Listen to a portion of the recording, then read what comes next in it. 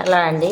ఇక బీరకాయ చట్నీ, బీరకాయ పెసరపప్పు చిన్నగా ముక్కలు కోసి నూనెలో వేసి ఎంపిన, కరివేపాకు, ఇక ఎల్లిపాయలు, కరివేపాకులు వేసిన అన్నీ మొత్తం ఇంట్లో ఎంపిన, జీలకర్ర అన్నీ నూనెలో ఎంపి చట్నీ పడతానండి ఇడ్లీకి.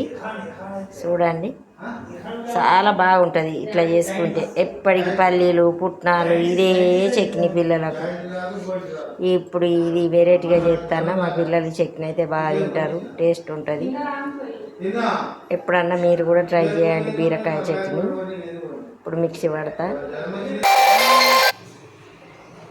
రండి. ఇక చట్నీ చూడండి.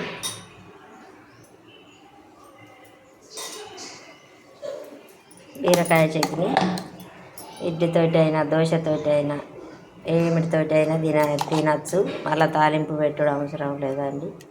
బాయ్ అండి.